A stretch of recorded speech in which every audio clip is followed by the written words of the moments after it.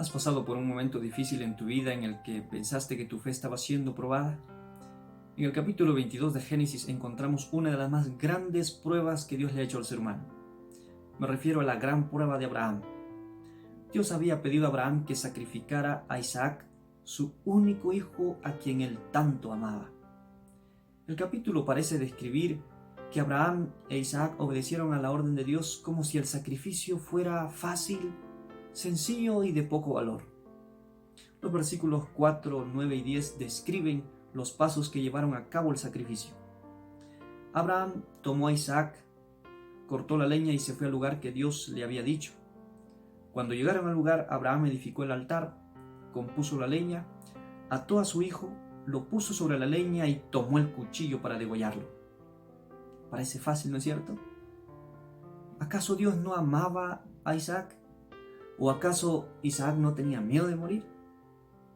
La respuesta se debe a que Abraham había sido probado en ocasiones anteriores, pero había desconfiado de Dios. Dios ahora le estaba dando una nueva oportunidad de probar su fe. Así que en la gran y última prueba de su vida, por encima de sus sentimientos, de su amor y sus emociones, Abraham estaba dispuesto a obedecer a Dios, porque había comprendido que la voluntad de Dios es buena, agradable y perfecta, aun cuando en ese momento no comprendía los planes de Dios. Es interesante lo que dice el versículo 5. Abraham le dice a sus siervos: esperad aquí, y yo y el muchacho iremos, adoraremos y volveremos a ustedes. Abraham tenía la esperanza de regresar con su hijo. Hebreos 11:19 dice que Abraham creía que después de sacrificarlo, Dios resucitaría a Isaac y luego volverían juntos para dar testimonio. Para ese entonces, Isaac tenía aproximadamente 20 años de edad. Tenía todas las ventajas para huir de su padre anciano. Pero él también había aprendido por las experiencias de su padre que era necesario confiar en Dios y obedecerle aun cuando no comprendían sus planes. Realmente es admirable la sumisión de Isaac. Esa sumisión se vuelve una tipología de la sumisión y obediencia de Cristo.